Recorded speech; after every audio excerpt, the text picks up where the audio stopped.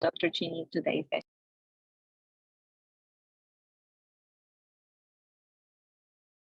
Well, thanks a lot, Evelyn, and welcome everyone to Setting Limits and Boundaries. You know, the thing that's going to make this presentation really effective, really enjoyable, really is for a lot of discussion, a lot of questions, a lot of application of your situations that you either you yourself personally have been through, or maybe you've heard about it. Feel free to cover the identities as much as you'd like. We really want to talk about the concepts and about some of the skills involved with setting limits and boundaries. So we're going to have some exercises, different kinds of group exercises, maybe with pairs, and as well as some group discussion. You know, if you have a question or a thought or a concern or a comment or whatnot, just go ahead and just pipe up and say it. You can also use the chat. We might not see it sometimes. That's the only thing. But we'll try to periodically look at whoever's not presenting between Jesse and I. We'll periodically look at it and then jump on in. Sound good? All right. Well, my name is Aaron Parks, of course, and I'm a licensed psychologist. I'm assistant director at here at UCR's Counseling and Psychological Services. I'm also assistant clinical professor of psychiatry for school medicine, and these kinds of presentations. And if you know, you're more interested in more of these things, school of medicine has different kinds of presentations, and if you're involved in the school of medicine, that you can participate in on various different topics that will things like anxiety and depression, things like that.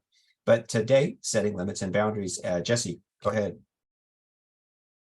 Hi, everybody. My name is Jessie Bridgewater. I'm a fifth-year graduate student, PhD student in the developmental psychology program here at UCR.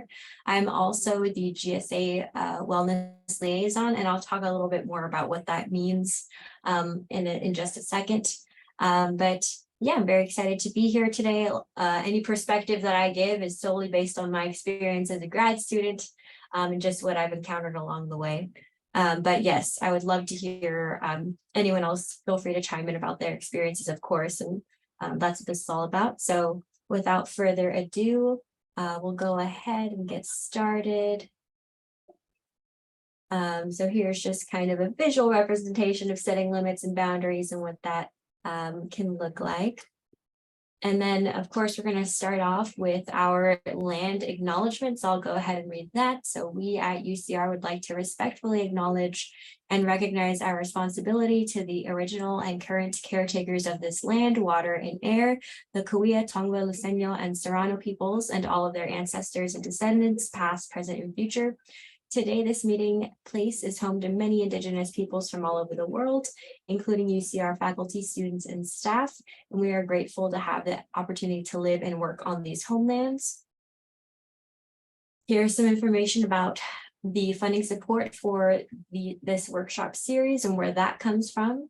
Any interest further in that, any of those questions can be posited to Dr. Vasquez. And here's our acknowledgements, those responsible for creating the materials you're going to see today. And some information about our partnership and who our partners are. And then here's our agenda. So today we're going to focus on forming questions. So what are boundaries? Why should we set boundaries? What are some boundaries we can set, and why can setting these be difficult or challenging? And then here are some of the goals of our talk today. Really, it focuses on the importance of setting boundaries among graduate and professional students, since not setting them can negatively impact things like graduate student mental health and well-being. So first off, I'm just going to start off with what boundaries and limit setting are. What does it mean when we talk about that? So pretty broadly speaking, this kind of involves a process of setting how we want to interact in the world and how we would like others to interact with us in terms of work, play, love. And so setting these limits often, it requires that we know ourselves and our limits, and being able to set that limit with ourselves and being able to share that and communicate that to other people. And boundaries are really about self-care, self-esteem, It is hard to do, but it's in the benefit of the person setting them.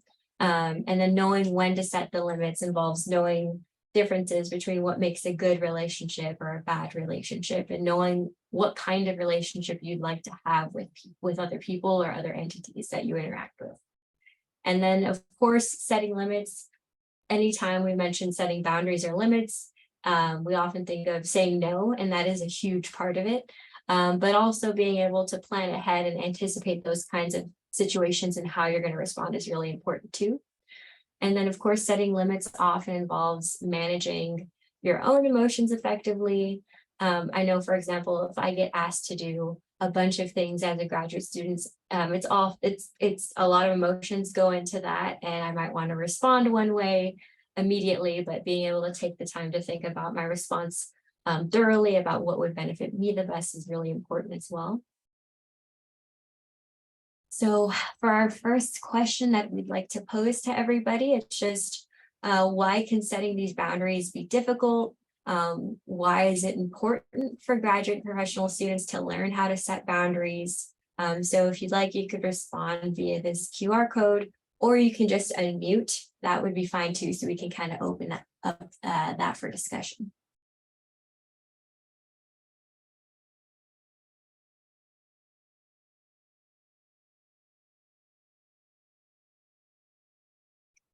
So I'm happy to just share. I'm just thinking about my experience as a graduate student, and it would have been really helpful for me to begin to set boundaries in my professional life during graduate school. So to learn how to do it so that then as a faculty member, it's easier to do because I have that pattern of having done it. Yeah, I mean, having not going across your own personal boundaries or not setting them as quickly, and then once you got it became almost a habit, and it became more difficult later on. Is that what you're saying? Exactly. Mm-hmm.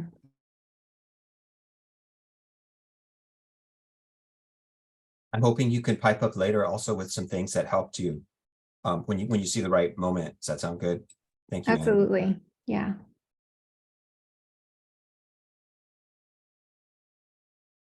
So I know Betty has her hand raised. Yeah, I just wanted to add that there can be a power dynamic with faculty and like advisors and graduate students, because their employers also decide whether they are able to graduate from their program. So there might be some power dynamics impacting how a student says no to things that they don't want. So I think that's why it would be important for them to learn how to set boundaries.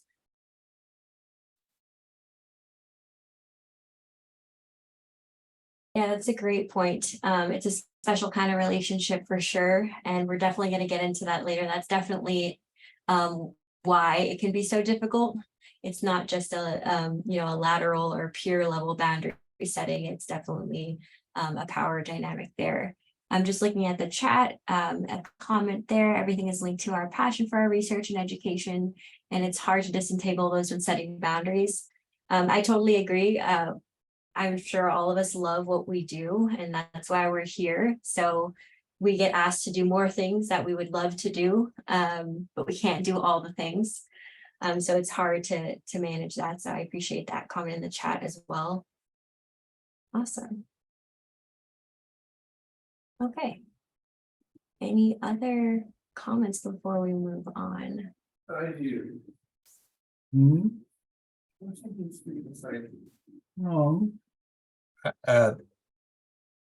Okay, just a reminder to put on mute unless you're asking a question.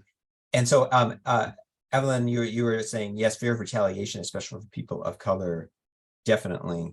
That's a big part of your position, your status in the society, and unfortunately, racism and discrimination is still part of our society, and that's an important part for things like setting limits and boundaries. Great. Okay. Great. We're going to touch more on this too as we progress. So awesome. So far, so great. And then this slide I meant to put earlier, but it's here now.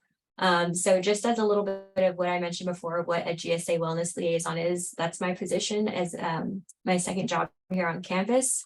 And basically all that means is that I work with both the Graduate Student Association on campus, as well as the Basic Needs Department. So the Grad Student Association, I know that a lot of people have probably heard of GSA or heard the acronym at least once. And basically this is a graduate student run student government organization. So all of those in GSA are fellow grad students. And the focus here really is on grad student experience on campus. So the position I'm in is really unique because again, I get to work with both the GSA and the Basic Needs Department on behalf of grad students. So ensuring that any basic needs initiative or programming caters to and involves grad students in some capacity. And so that's what both of those are. And if you haven't heard of the Basic Needs Department, it houses the Our Pantry emergency housing and anything pertaining to financial housing or food insecurity. And then this position is actually transitioning to the GSA Basic Needs Liaison, and then there's going to be a GSA Wellness Liaison hired at the well. So there will be two.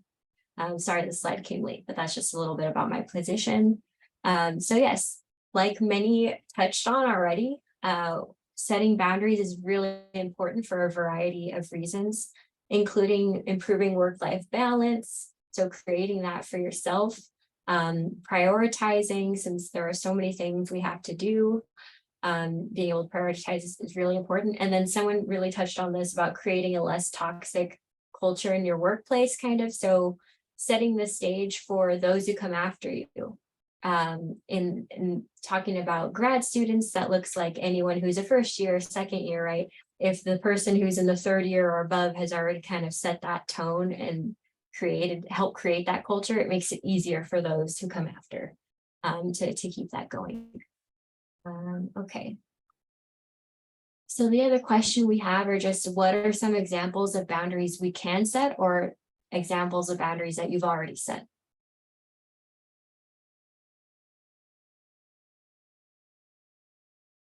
Does anyone have like a recent example of a boundary that they set? It doesn't have to be really intense. It can be what your thought is like a mild boundary, but it's a boundary nonetheless. Does anyone have something recent maybe that they'd like to share? I'm happy to share. Yeah, thanks. And then hopefully others will have some sharing too. So a boundary that I've recently set is I have a lot of students who would like to, they find out about my research and they're very interested. So I'm a faculty member to participate in my research. So my research is primarily in Spanish. And so a boundary that I've set is that it's a requirement that they speak Spanish. They don't have to be fluent, but they have to have some level of Spanish so that they can easily integrate into the team and do the work. Because I've had students in the past who haven't spoken Spanish, or they've had very limited Spanish skills, and it's been really difficult. Another boundary that I just created is that I only accept 3 honors students per year, because otherwise I don't get to give them as much attention as I'd like. Yeah, this sounds like this was part of some of your passion for your work, and also, you know, helping folks become better researchers and perhaps a good stepping stone in their career. But this involves caring for your project and caring for yourself by setting this limit. Absolutely. Nice. Thank you, Anne. Anybody else? So I see Evelyn's hand is raised. Dr. Vasquez? Oh, yes, thank you. Well, one of the, I think the most important boundaries that I set was to start taking the weekends off. When I was a grad student, I was nonstop working. I would say that my computer was never off for 2 years in a row. So after I submitted the dissertation, I said, I'm going to turn off my computer. And that boundary was huge. So right now, every weekend when I'm not working, because also sometimes we can set these boundaries, but then there are some exceptions, right? Sometimes there are more exceptions than the norm. but I'm really trying to turn off my computers after Fridays after 6 p.m. And that kind of forces me to not be thinking or working during the weekends. Because I know that if I just close the computer, then it's very easy to open it. And then all these, kind of works or pending things start, popping up my mind. And then I start working again. So I think that turning off the computer has been one of the biggest boundaries that I've set in my academic and professional life. And it has helped me tremendously. Yeah, I like that, how you're almost putting yourself in a position where it's a little bit easier to set a good boundary, a good healthy boundary or limit. It's a really good practice. Yeah, that's really impressive. As a fifth year grad student, I recently stopped working on the weekends, I'd say about a year ago. And that's been very hard to keep up, but also it's very beneficial, definitely.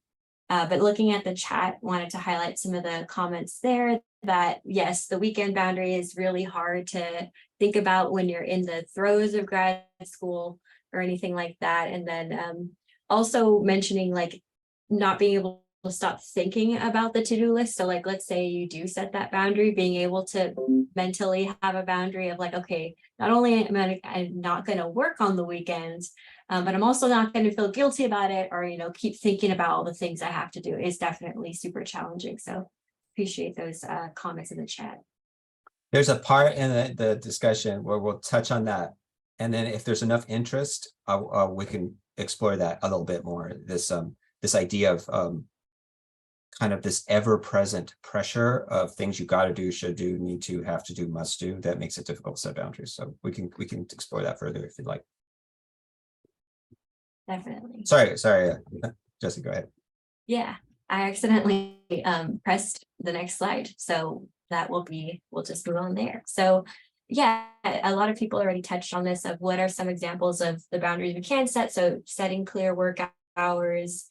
If you are the type of person like I am, where you have to schedule everything, I live by my calendar, incorporating breaks or like scheduling yourself for breaks is really important. Setting aside specific days or times to answer emails or attend to work stuff. Also doing work in specific places and not everywhere. So for example, not working in your bed, since that's ideally just for sleeping. So having those designated spaces. And then why can setting these boundaries be difficult for graduate and professional students? We've kind of touched on this too a little bit. So feeling guilty for saying no is a really big one too. A lot of the stuff that I say no to are things that I do like and would be interested in, but just don't have the capacity for. But then feeling bad about doing that. Another reason would be that the nature of your work may require that you work at times you would not work. So for example, I've heard of folks in some of the STEM fields who have data collection that is in the evening. So it's not like they can just not work in the evening. Same with my lab. We work with children and families who are often only available in the evening or on the weekends.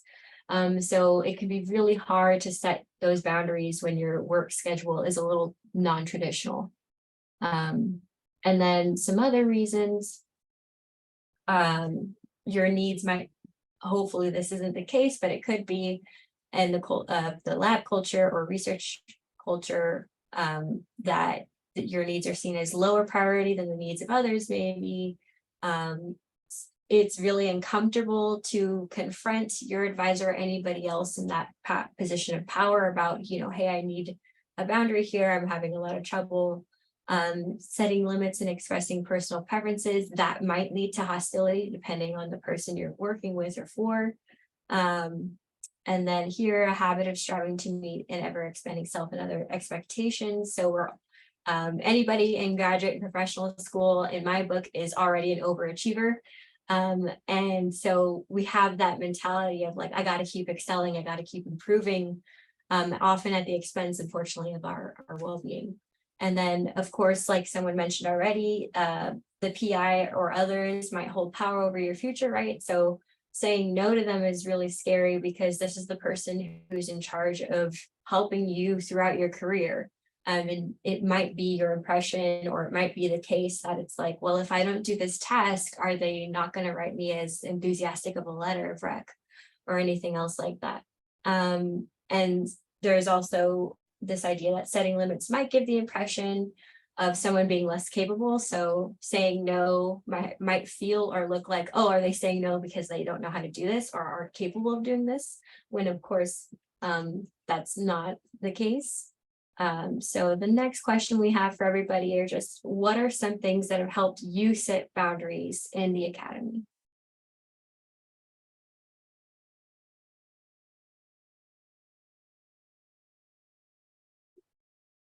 And we can also have some discussion on that previous slide if that sparks some conversation too, Jesse, as they're completing this.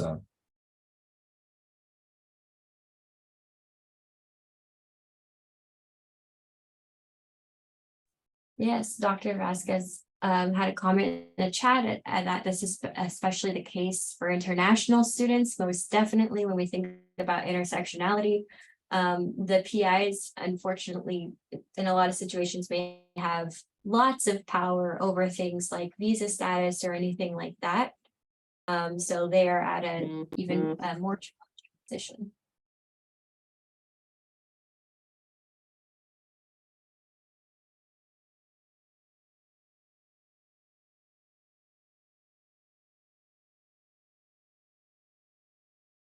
And also, if for those thinking about this is sometimes it's difficult to set limits in an environment or a culture that reinforces not setting limits.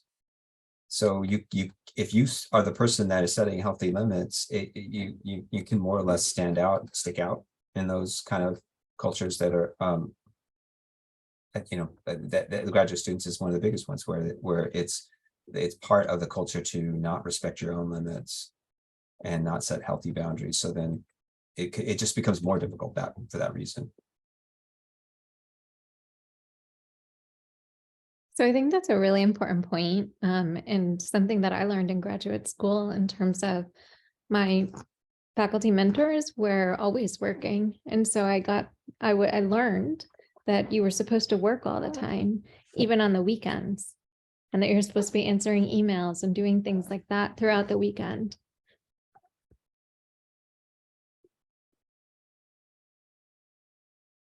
Yes, very true. And then also, I bet professors also have that, start getting used to that. We have a lot of people raising their hands. I see Joyce and Lisa. Joyce, why don't you go? Sure. Thank you. Hi, everyone. I'm Joyce. I am a staff member over at the UC Berkeley Basic Needs Center. And one thing we see a lot with especially student staff is in a lot of cases, no one has ever asked. No one has ever just sat down to be like, how are things going? Is this workload manageable? And I think it's important to be conscious of the fact that certain parts of the year are a lot higher stress for students, and to really accommodate for that when you're an employer, right? Because I think a lot of the times the assumption is, oh, you applied for this job, so you have to do all of these things, and you are committing to excelling in every component of life. And really, sometimes it's important to just ask, do you need to take a step back right now? That's a really good point. And Lisa. Thank you.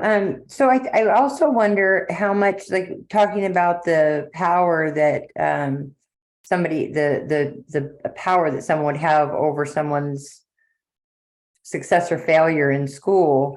And so I wonder how much of that is based actually in truth and how much of that is fear-based or having unrealistic expectations of themselves, of what somebody else expects of them.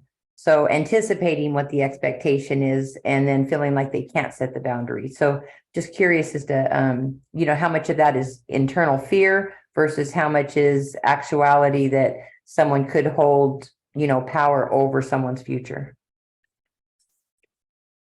Yeah, that's a good point. Does anyone want to comment? Yeah, fear absolutely will, it just sets us in a place of not being able to do much of anything if it's fear-based.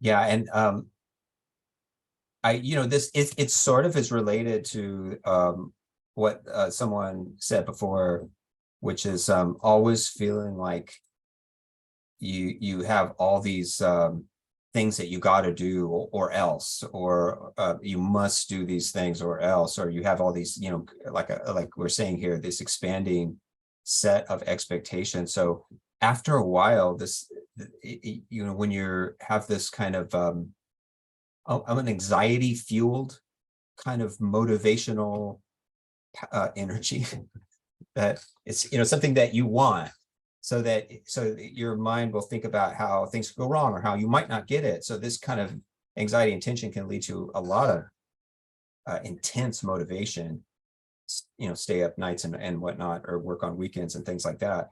But how, like you were saying, Lisa, how much of it is grounded in fact? How realistic is it? Sometimes anxieties can inflate fears and concerns, and which and the more you act on them, the more they become a real aspect of your world. I now I'm getting a little kind of deep in the weeds with some psychological concepts, but do people kind of see that and have this kind of thought that a lot of times we're being motivated by the anxiety of deadlines, or what your PI might say or professor might say, or how things might play out, and so but without maybe checking them out. There's not or maybe we're fearful to check them out, because if we had some sort of heart-to-heart with a PI or something, that they might get the wrong impression. Any thoughts on that?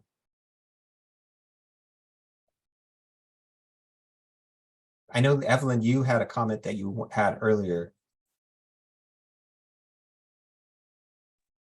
Oh, yes, it was about the imposter syndrome, which is, I think, pretty common as well in grad school, that, you always feel behind. I can say I always felt I was going to not make it in my PhD. Even after I was PhD candidate and everything, I was just feeling constantly behind. And all the time I was just having this fear of failure, fear of not being able to make it. And then the lack of also validation from others was very harmful for myself. I was pretty isolated. I also had, suicidal ideation and all these horrendous things that unfortunately are normalized in higher education. And especially because, grad school is so competitive that every time, even if you don't want to, compare yourself with others, is your advisors or your professors, they're always kind of referring to other stellar students and everything. So it is every time like constantly putting yourself in a deficit perspective. Although, I was saying, okay, I was in therapy and they say, just try to celebrate something. And I say, I don't have anything to celebrate.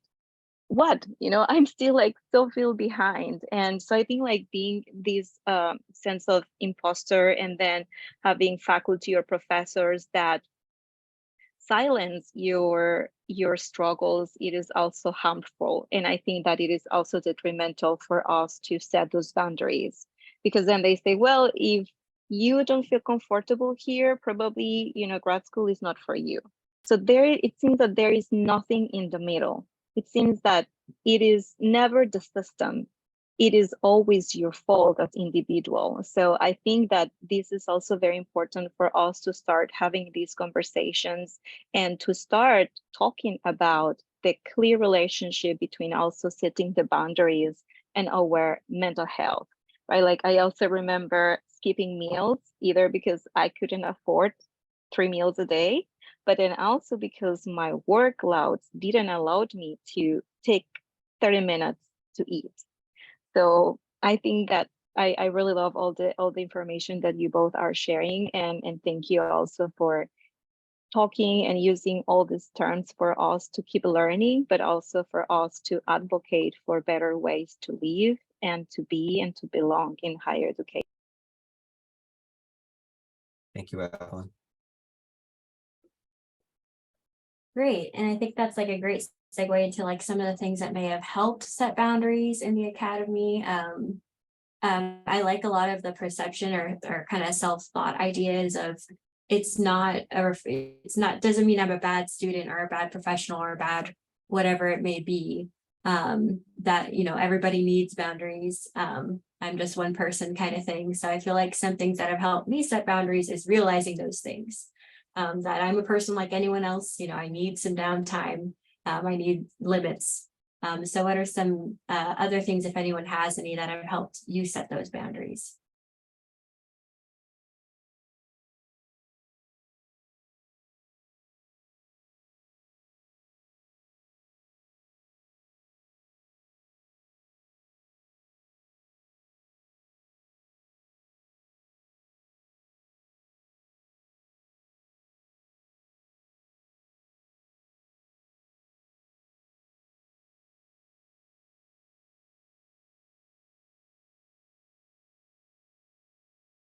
All right, no problem. We can move on to.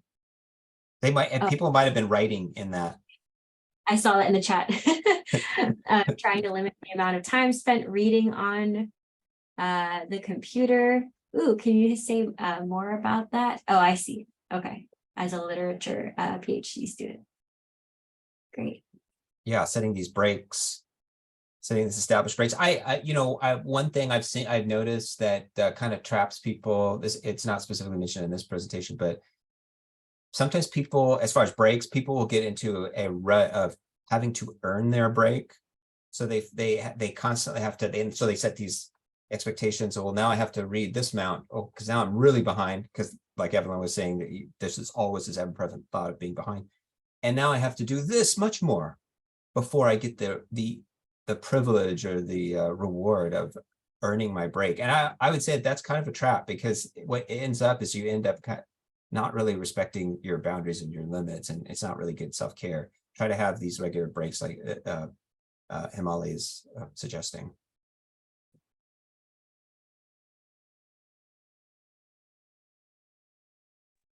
I can share. Something that's been helpful for me is thinking about boundaries in terms of relationship to community, right? I think that a lot of folks need support setting boundaries, and what's been really helpful is having a close friend or when I was in school, someone in my program that I could rely on to just say, hey, maybe we can make a weekly wellness commitment together to get lunch and talk about things that aren't work and that aren't school. I think it just feels a lot better when it's done with someone. And I think one thing I see students get really stuck in is feeling like it's selfish to take time for yourself. But finding a way, if being social is what energizes you, to have it be a social moment and have it really feel like you're taking care of relationships and friendships. That's really great. That sounds amazing. I think I can echo that too. Of my lab happens to share calendars. It's just easier for scheduling. And I remember one of our lab mates had an event on her calendar that was like, hard boundary. I'm not available. And we saw that she was about to move it to like a later time to accommodate a meeting or something. And one of my other lab mates was like, wait, that was a hard boundary event. Like, why, you can't move that, right? And so it was really, I think involving other people in it is really helpful, and I think a really nice supportive way. That's awesome.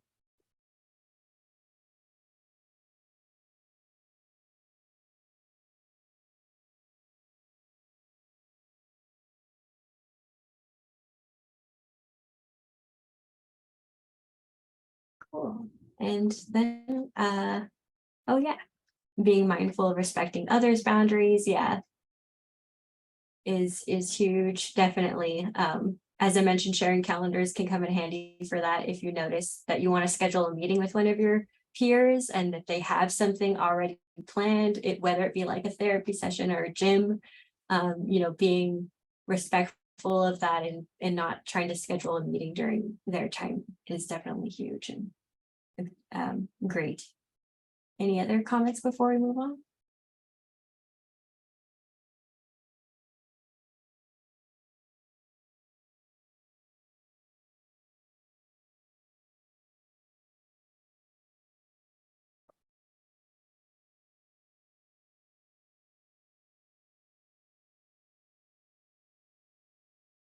Okay, so the next activity we have, or the first activity we have, we'll just have everyone break out into some breakout rooms and go over, discuss the handout that we're going to put in the chat. Great, and so Dr. Parks put this handout in the chat, and we're just going to randomly have folks break out and talk about the handout for probably about 10-ish minutes or so, and then we'll come back and kind of share what we were discussing there. So now I can go ahead and make some of those rooms. Let's see. We have how many of us? Okay. And I'll make them kind of smaller. Okay. So I'm going to make those, and yeah, we can be in those for about 10 minutes. Okay, so I just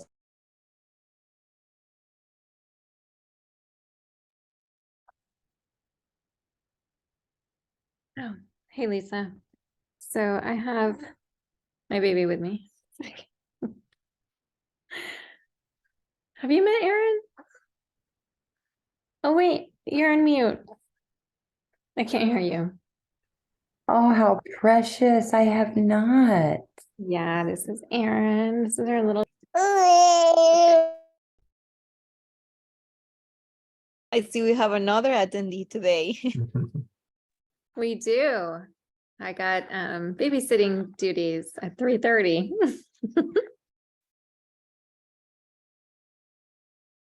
Okay, I think we are all back. So welcome back.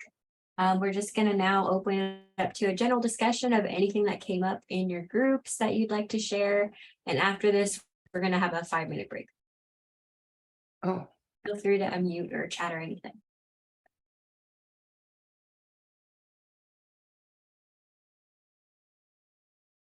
would you Which- mind putting the sheet back on because now that we went to breakouts and came back, it's not on there anymore. Would you please put it back in there? Oh, yes, absolutely. Thank you. Yeah, which situation was the most challenging? If you're okay with sharing it, why? And which situations do you feel maybe we were left out that were really important day to day? Or just comments on some of the discussion that you had when you kind of shared between each other and noticed like a difference between the ways that you both handled the same situation.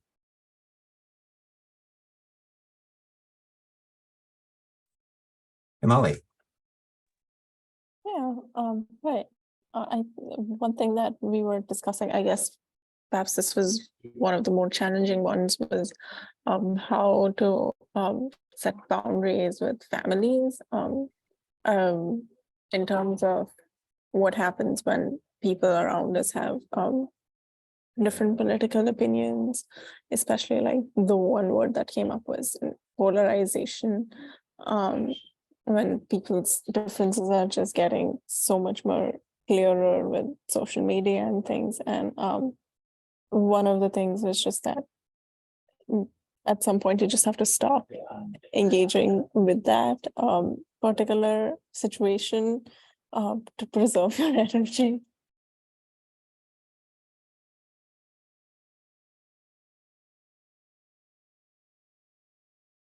Yeah, it sounds like you've had experiences where maybe you're hopeful that there'll be some changes or there'll be some understanding, but at some point you have to make the unilateral decision.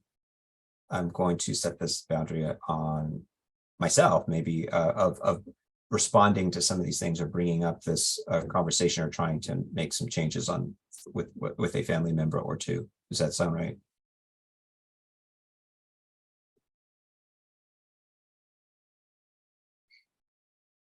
Okay. We got some comments from the chat. There was a lot of challenges with the family and friends and maintaining the relationships right across interpersonal discord. Yeah, that gets to that. What kind of relationship would you like with different family members is different, perhaps for different family members. And then depending on how your family operates, what the system is and what you all do together and how you have this interdependency with each other will kind of sometimes provide factors on how you want to set those limits. So that sounds like interesting discussion in that group.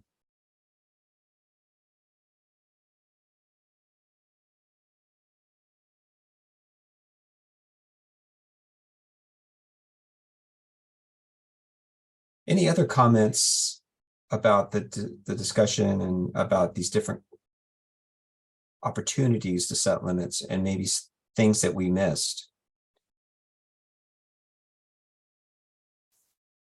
So I'll just comment.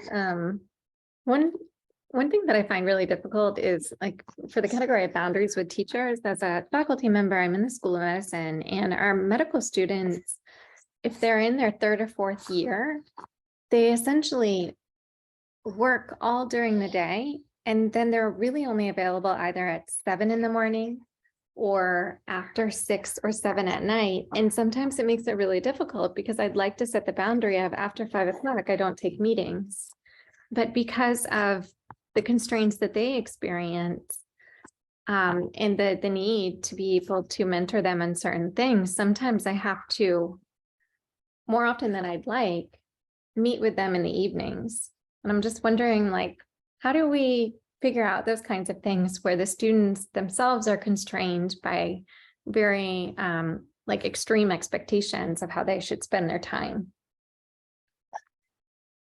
Boy, that's a really good question. Thoughts? People's thoughts?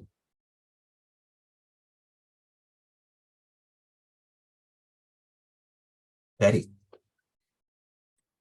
I would say what has worked for me, and it kind of came as a non-planned resolution, I guess, because of COVID, but offering virtual appointments has been really helpful. So that students don't have to trudge all the way over to where I'm at. They can just hop on Zoom or get on a phone call during business hours, as opposed to, pre-pandemic, we generally met with folks in person.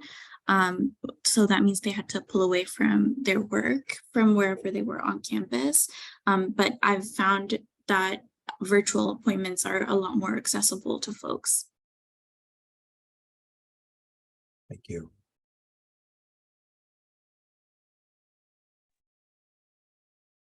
Yes, Lisa. So I kind of struggle with the same thing. So I'm an outpatient substance use treatment provider. And so because our staffing is low and I'm one of the founders of the facility, I don't want client needs to go unmet. So even though when I really probably should be running a waiting list, instead, I will schedule the appointment and then absorb them myself, which is already in an impacted schedule. But I figure, and I think that it goes back to one of those statements that feeling like the other person's is more important. And it's not that they're more important necessarily, but I know that their need is greater than my need to keep that boundary. And so I'm not sure that it means that they're more important. I mean, ultimately, yes, because I'm scheduling it. But, for me, that makes that person maybe not be able to access services. And so I really do have to weigh that out. And although I keep a minimum number of clients that I'm adding to my schedule, it is still adding into a schedule that's full. And so I recognize and realize what a struggle that is, but I really still feel like I can absorb the injustice better than the other person could. I guess I don't know, injustice might not be the right term. Yeah, I agree with Himali that this is a really good point about this balance. And also the way that you're framing it, which I think is good, is that these are every once in a while things where you kind of go that extra mile to be understanding and allow to help meet this person's need at that time. And rather than just your own blanket policy that, you know, that no matter what, you're not doing this, you're not doing that. That sounds very caring. And I wonder how people strike this balance. It may be having setting a limit of how much you want to go that extra mile, maybe per week or per day, or thoughts on that.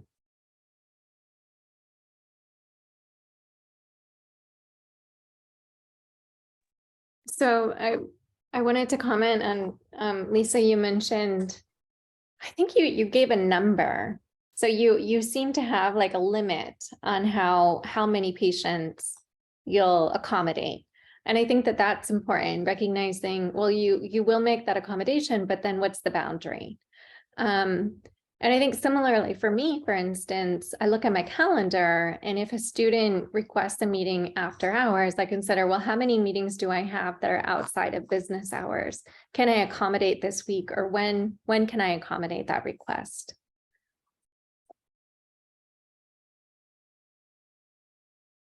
It's really good.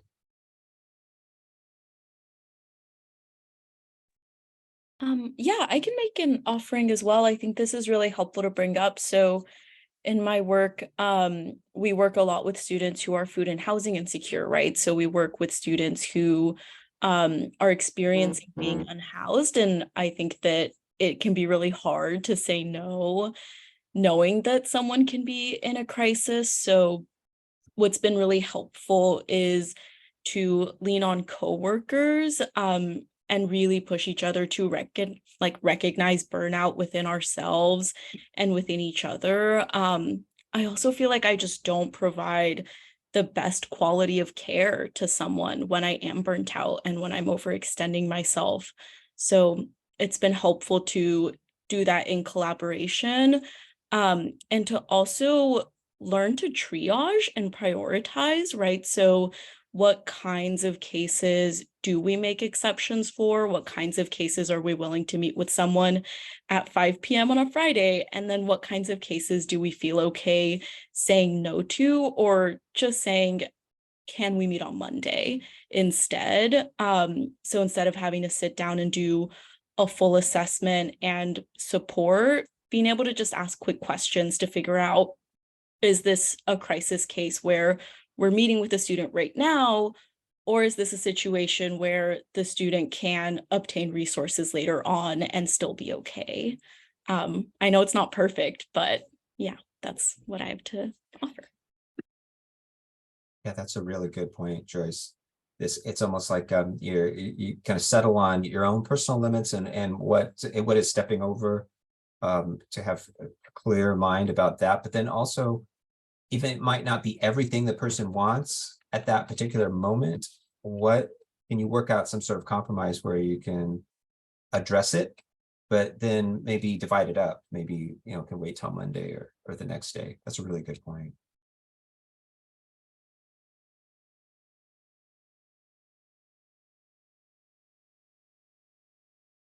Other comments?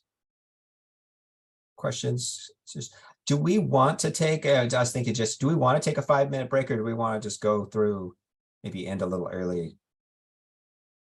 People, what are people's thoughts?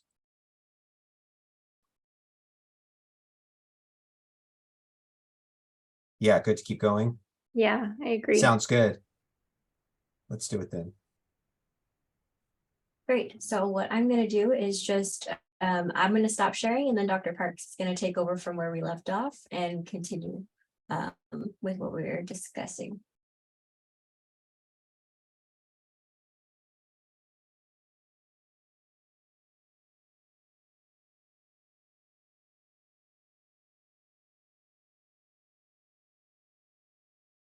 Okay.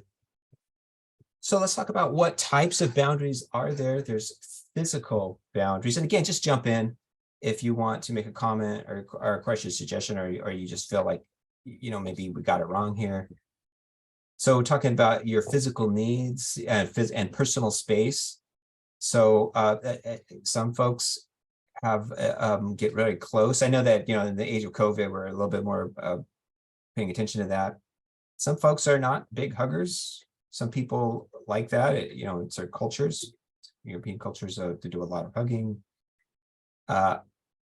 You might have an allergy that you don't want to be the killjoy of a party or a get together, but it might be a very serious allergy that needs to be taken seriously.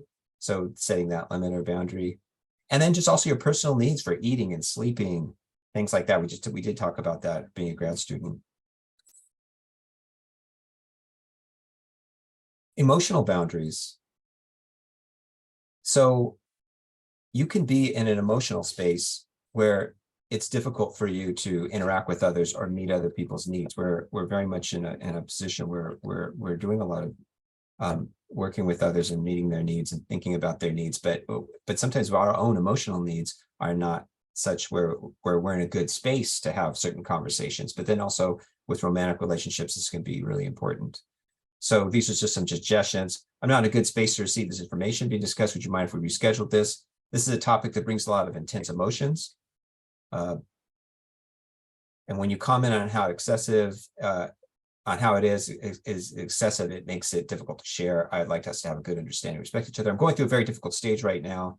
I need some time to discuss and process this. When would be a good time to talk? So you're asking for some time. You're asking for some consideration to allow yourself to be your best. And that's what setting boundaries and limits involves.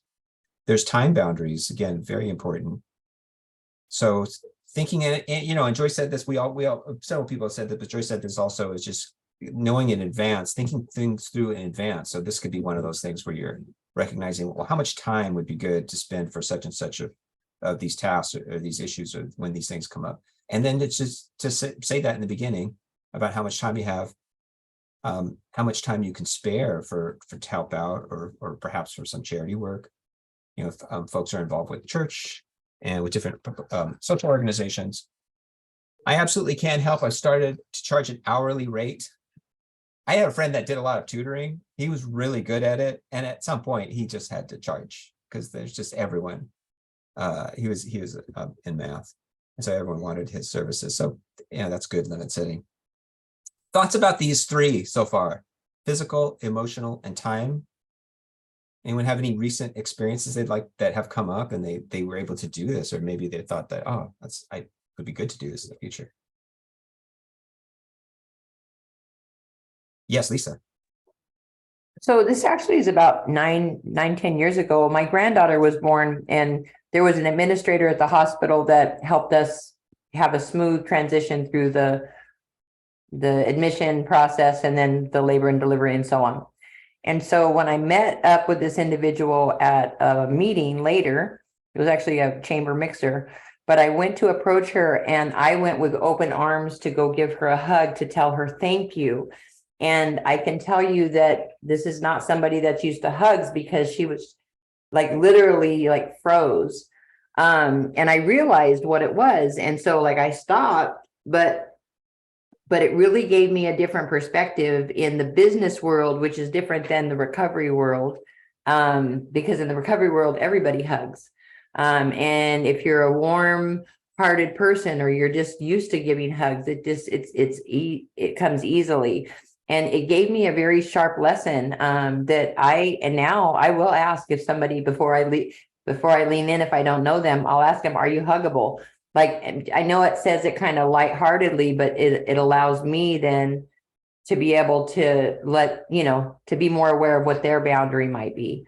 But that was an example of it was a very strong lesson for me. And I don't in platforms that I'm not familiar with them, I will ask if it's okay, or if they're huggable. It is pretty much the way that I say it.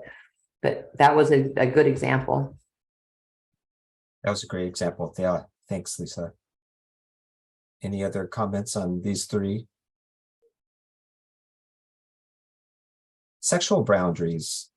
So discussing contraception, your sexual preferences, saying no to things that you don't like, or just the sex in general, keeping intimate details to yourself and only with an intimate partner. This can come up in a lot of different ways with dating and romantic relationships, but it can come in with sometimes with conversation. With maybe people that you don't know that well. Thoughts, questions about that? intellectual conversational boundaries.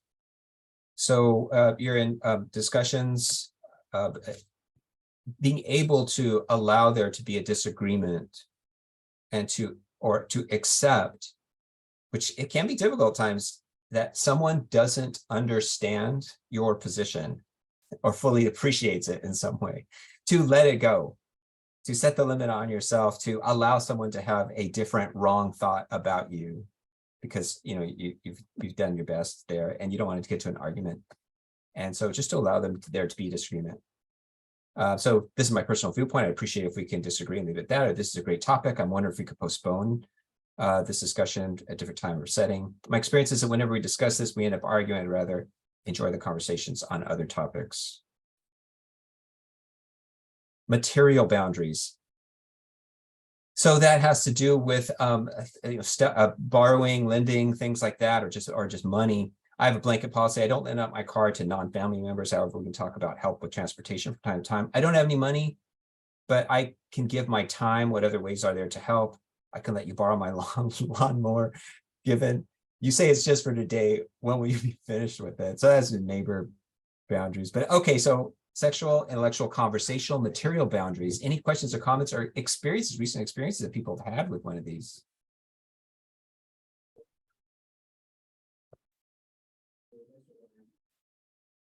Elisa. Oh, was that inadvertent? Okay. So I can share. Oh yeah, go in.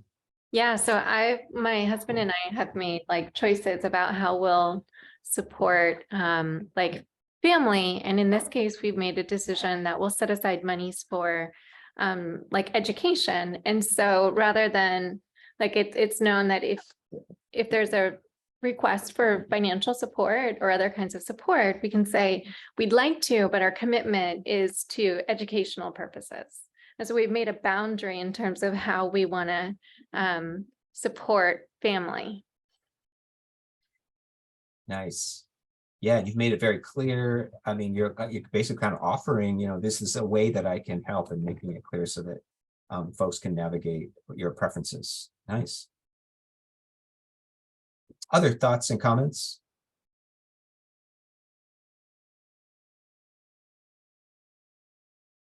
Okay. Hey, Jesse, you want to take this one?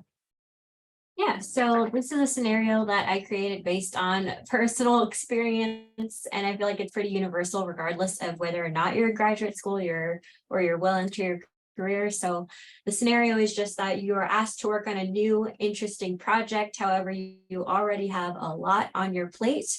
Although you could technically make time to work on this new project, it would leave you with very little personal time.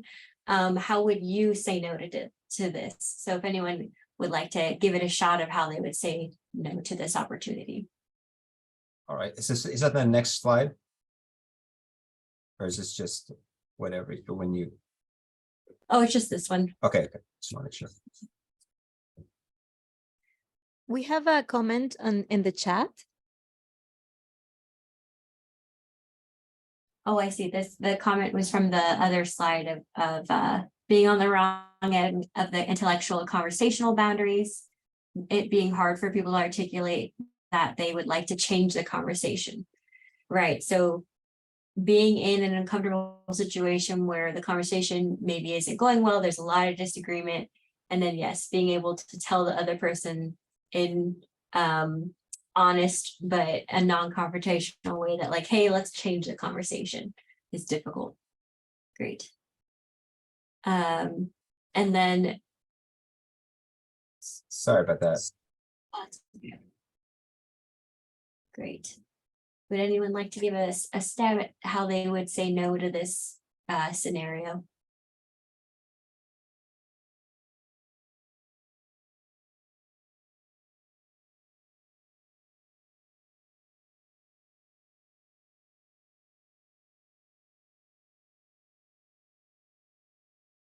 I could go. I think I could say something along the lines of, hey, I'm really interested in working on this project. However, I've got a lot on my plate right now. Maybe once one of these other projects wraps up, I can work on this, but right now is not a good time. Maybe like at the end of the month, or give like a specific time frame of when your time will free up so that you're not juggling too much and you could be more mindful about working on the project.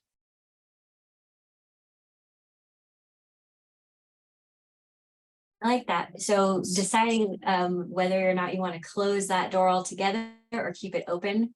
So I like your example of keeping it open if you are interested in being like, yeah, not right now, but maybe later. Instead of my approach, which would be like, no. But yes, I think that's a really clever way to keep that door open. So I can just add that I like that response. And I think that sometimes it's hard. It's hard either way, at least in my experience. However, sometimes if I find that the project might not be as meaningful as I might think it will be, then I try to close it so that I don't have that emotional burden of thinking about, should I let them know that I really don't want to participate in this? And so I try to have the boundaries so that if I really am invested and interested, then I will make the time and the space later on when my calendar frees up. Otherwise, I try to get it away from my like emotional burden.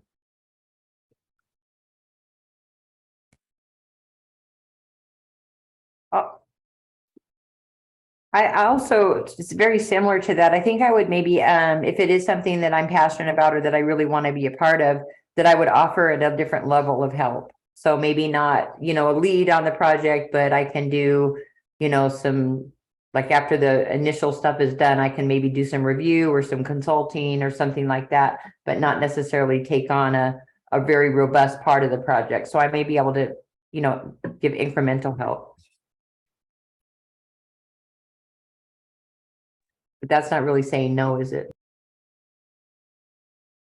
That's part of that, like compromising, like you're like, I might not be able to give everything that you want at this moment, but like Joyce was saying, but here's what I could do in the meantime.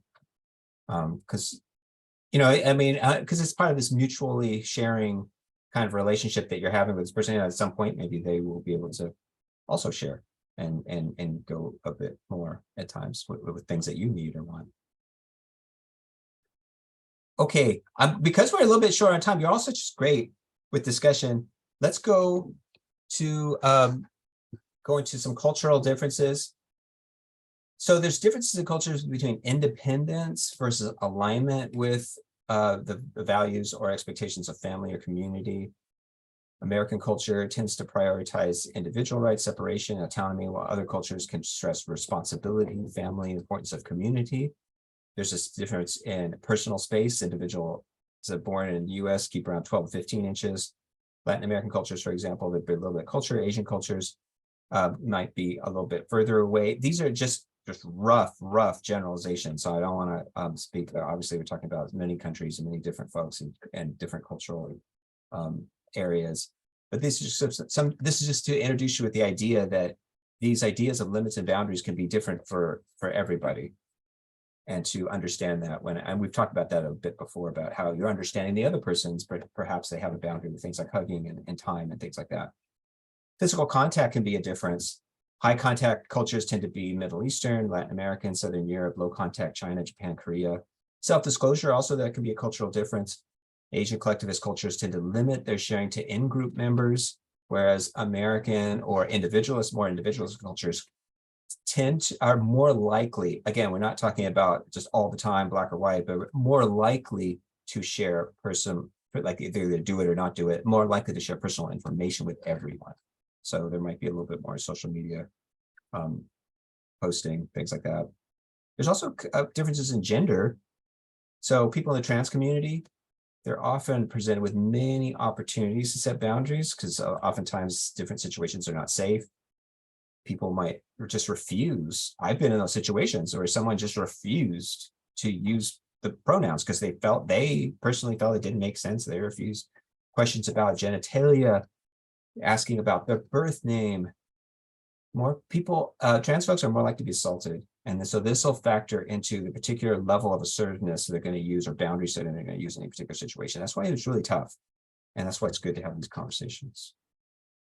Women, they're often more often stereotyped by others with gender specific notions. They're more likely to be assaulted again. So there's this idea of safety and judging every situation, tailoring your response to a particular situation and what's going on. Women are often expected to clean up, care for families, stay silent rather than critique or accept lower pay, take leadership positions, things like that. And so setting limits and boundaries often for trans folks and women and just everybody, it can involve moving against the grain, moving against there's a lot of stereotypical notions of who you are, what your place is, what your role is. But setting limits and boundaries are a healthy way to help everyone understand and allow the full expression of you in the world and in what a particular role that you have. Thoughts, questions about this, and any experiences that anyone has had or witnessed where this was an important thing, where it's cultural gender differences. Lisa, is that your hand up or is that inadvertent? I just wondering. It's from the last time. I just keep forgetting to take it down. My apologies. Oh, no problem. Well, how do you, go. Yeah. Sorry, let me, I think one thing that's important in the Academy for Women is to be able to set the boundary and expectation of how others should refer to them. So for instance, I'm in a school of medicine, and it is very common for my male colleagues to be referred to as doctor, but for me to be referred to by my first name or to be referred to as ladies or a lady, whereas my male colleagues are referred to as doctor. And so I think figuring out ways from the beginning to let others know, kind of like pronouns, sorry, what our preferred titles are. I think that that's an important boundary to set with our colleagues and students as well. Nice. This can help other people recognize these boundaries and start practicing it around you. And then setting a good example too. Talked a little bit before about role modeling good boundaries and limits. Nice. Other comments or thoughts? How do you know when your boundaries are being crossed or ignored? Check your feelings. Anger, resentment, guilt feelings that was mentioned earlier. Check your thoughts. Are you ruminating about it? Do you feel like you're overthinking it? Do you find yourself rehearsing or scripting interactions? Which, again, practice can be a really good thing, but this is feeling more of an intense situation where you feel like you're overvaluing what other people are thinking. Revenge thoughts can be a good tip off. Checking your actions, looking at your actions. So are you doing some isolation? Are you staying silent? Are you being passive? This could be an indication that your boundaries are being crossed or ignored by somebody. You can ask things like, what am I feeling when I'm with this person? What do I feel after spending time with this group? Am I more angry at others for crossing a boundary, or am I angry at myself for not setting it? Okay, we're at the end here. Thoughts and questions or comments on these last slides about knowing when your boundaries are being crossed? And does anyone want to share where they had this experience and then they thought, I think I'm going to be setting a limit or boundary here if that situation presents itself again?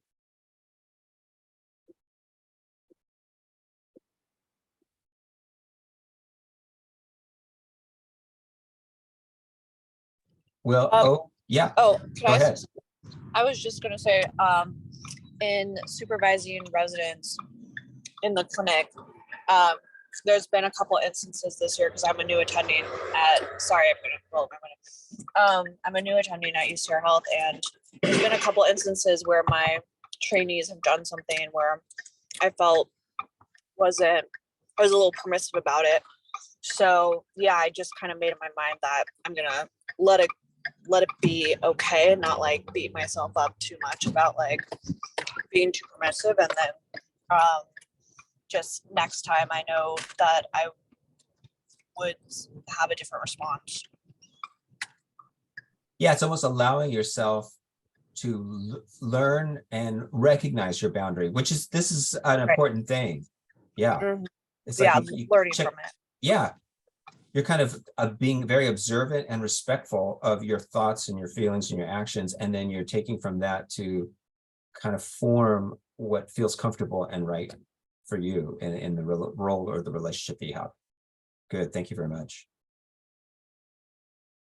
I think Any- this was really great because I think like navigating graduate school, at least for like me, as like a fourth year grad student now, navigating conflict, especially conflict that previously involved people where I didn't have like rigorous boundaries with, because I came into graduate school like thinking it was like more of like a friendship type environment, instead of realizing that it was like this mix of like friendliness, but also like collegial, where you have to be like very careful about like kind of the ways that people can perceive you. And I think going into, so I dealt with like a work conflict where people who were previously my friends decided that instead of ever talking to me, they would just consistently go to like my advisor or like go through reports through like the department to like deal with the conflict than ever like talking to me directly. And even after like prolonged periods of not talking to each other, they would kind of just like rehash previous conflict. And I used to ruminate and like constantly kind of get caught up in it. But I think now, like introspecting, especially after this conversation, it like makes it really clear that like I needed to set boundaries from the get-go. And now in like future scenarios, that will kind of be like the way that I navigate environments, instead of thinking like, oh, I can be super authentic to myself. Like I can still be that, but I can be cautious. Boy, what a good description of the kind of subtle balance that you have to strike, and the kind of the nuance in setting that, and the shifting in your thinking ongoing as you progress through your program. Yeah, good. Thank you for that comment. Any other last comments about setting boundaries and limits?